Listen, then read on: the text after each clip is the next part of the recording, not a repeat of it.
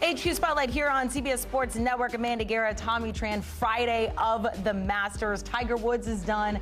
Max Homa is done. But Bryson DeChambeau now solo leading it. Back-to-back birdies on 12 and 13.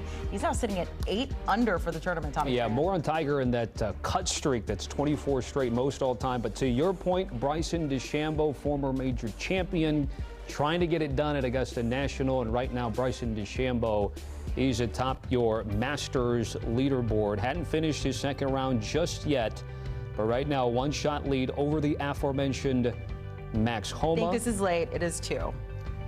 Scotty Scheffler. Our thing's just a little bit behind. Yep, he's still making his way out there, but Homa, Scheffler, Nikolai Højgaard is also there. Now, we mentioned Tiger Woods. You don't see him here, but comfortably in the mix to get to the weekend. And for Tiger Woods, an even par second round for him. Remember, Tiger had to get up early to finish his first round. Like Max Homa, had a 48-minute break to get to round 2, and they're getting it done. We've got our guys Kyle Porter and Rick Gehman standing by from Augusta National. Guys, we're going to get to Bryson in a second here, but we have to talk about Tiger because his round just ended not too long ago. What stood out to you about not only his round today, but that amazing streak? Kyle, I'll start with you. Yeah, we followed him, Tommy, over the last couple of holes today, and it was awesome. There was a ton of energy out there. You know, it sounds crazy, Rick, to compare it to 2019 because obviously he won the tournament in 2019, his 15th major. There was a lot of historic things happening then, but from a injury standpoint, from a not having played standpoint, from an not an inexperienced, but he's kind of rusty.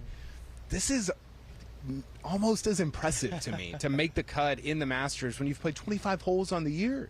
I mean, he's been awesome this week around the greens, getting up and down, making 4 or 5 footers. It's been a master class in how to get around this golf course in extremely difficult conditions. And I thought the reception he got on 18, we were both standing out there.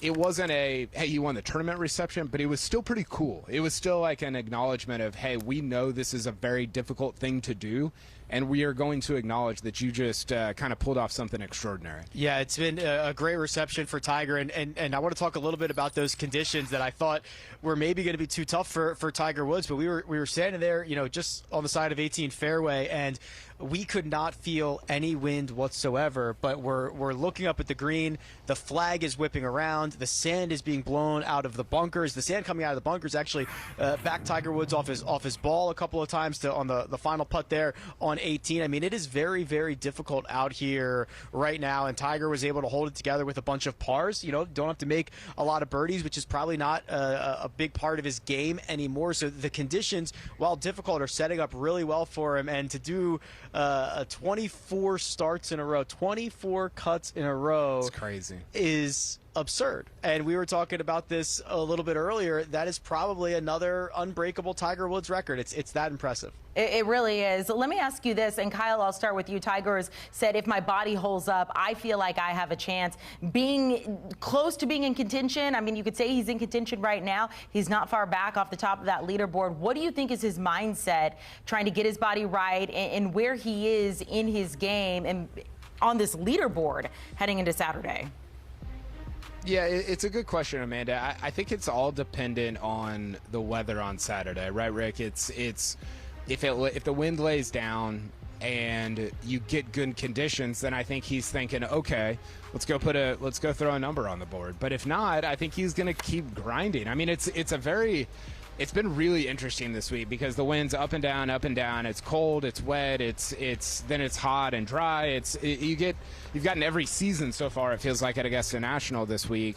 And so I'm really interested to see how he attacks the golf course based on what the weather is early on Saturday. I would say, Rick, he's on the fringe of contention, but not quite in contention yet, especially with Bryson, Max, and Scotty kind of way out there in front of him. Yeah, that's the problem that he has, the big names at the top of the board. But we were chatting, and I mean, there's a really good chance he's inside the top 20 when this round is over. That's how difficult things are right now, and his position on the leaderboard is probably going to continue to improve. The setup this weekend, the setup tomorrow will dictate how far up this board Tiger can go. The golf course is in ideal shape. We've got sun, we've got got wind. They can have this thing be as spicy as they want it to be over the course of the weekend. If they don't want to put a single drop of water out there, that is possible. Which he's rooting for. Right, exactly. The more difficult conditions, the better if you're Tiger Woods, because 18 pars in difficult conditions, which Tiger could conceivably do, might gain you a couple shots to the board. He just did. Yeah. He just shot 72 in crazy conditions. Exactly. And if you get 2 more rounds of that, I think it's possibly top 15, top 10. Things have to go very well for that to happen, but it's fringe contention. It is very unlikely he ever becomes a guy in the mix to actually win, but I could see this ending in like a top 12, something like that. Let's get to Bryson DeChambeau. Let's give him his due. He's leading the Masters group right now at Augusta National, where you guys are. Now with Bryson, guys, sometimes it's the single-length shafts. This time around, it's what, 3D printed irons of some sort? Rick, I'll start with you. Let's nerd out a little bit about what's in the bag and why it's helping Bryson to this point. Yeah, this is really nerdy. So these irons that Bryson is using, they are 3D printed. They are kind of more similar to a fairway wood face or a driver face that has bulge and roll on it.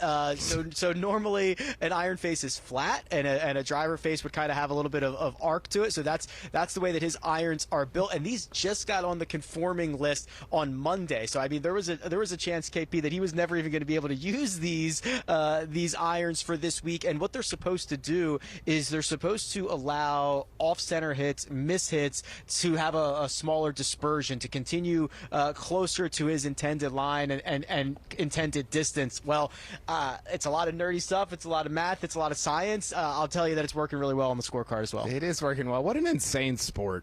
I mean, he had 3D printed golf clubs that were approved by the USGA on Monday, and he put them in the bag for the most important tournament of the year. That's outrageous. What are we doing? He is the high king of content, Tommy. He is the greatest content machine in golf. I love that he's back in the mix. He's playing great golf. You know, he said on Thursday, I'm in the golf phase of my career, which for a professional golfer, maybe you should have always been in the golf phase of your career, but I'm glad that he's finally entered that, and he's back in the mix. He's so much fun to listen to watch. He's supremely talented, and I think when he, this week he's really started thinking about how to properly attack this golf course in a smart way instead of just trying to squeeze it and overpower it and impose his will upon it.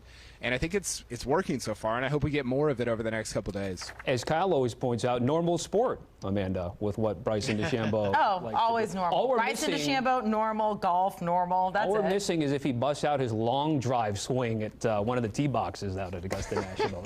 It's absolutely incredible. Look, I'm glad, and like they said on their podcast earlier in the week, the less we were talking about Bryson coming into the Masters, probably the better for him, and we're seeing it. Guys, Scottie Scheffler, Max Homa, both are at the top of the leaderboard behind Bryson DeChambeau. I find them both equally intriguing right now. So, Rick, I'll give you a pick. Who do you want to talk about first? Scottie Scheffler or Max Homa?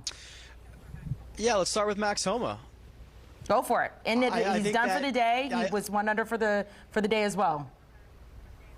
Yeah, I think that Max Homa has to enter a different phase of his career now, right? He is being treated as a top 10, a top 15 player in the world, and that's because of the success that he's had on the PGA Tour and the wins that he has had at some of the best venues that we go to, year in and year out. But the problem that he's had is his inability to really contend and to make a lot of noise at major championships. And he can put all of that to rest with a win this week. I think it would be probably one of the more popular wins that we've had in quite some time. Everybody is certainly a fan of Max Homa, and KP, from a statistical standpoint on the golf course, he's been phenomenal with the putter.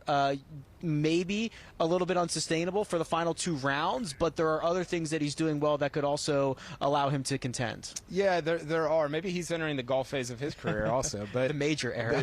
The major phase of his career.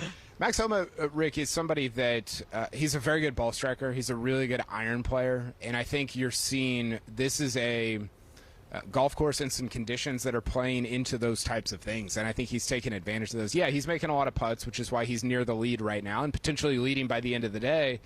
but he's in contention, Tommy and Amanda, because he is a really good iron player, and his distance control has been phenomenal. So that's something that we can definitely keep an eye on over the rest of the week. Less than 2 minutes here before I let you go, Kyle. Something you pointed out: you need to be in the top 10 or 11 after the first round to win the Masters. That has been true for almost 2 decades now. From what you guys have seen, because the day's not done yet, do you still anticipate that trend to continue, Kyle? Yeah, I do. I think the percentage of Scotty, Max, or Bryson winning this tournament is actually really high. And if not, you've got some studs right behind them that were in the top 10, top 11 after the first round. So I think it's likely that one of those 3 wins it. But if not, I do think that somebody that was in that top 11 after round 1 cleans it up. The other problem for the Chase crew is that the way that the scores are coming in, it's 3 or 4 shots just to get down to like 5th or 6th place. And with the names at the top, it's pretty unlikely that anybody could really make up a lot of ground at this point. All right, Rick Gehman and Kyle Porter covering the Masters for us on HQ Spotlight. Gentlemen, thank you.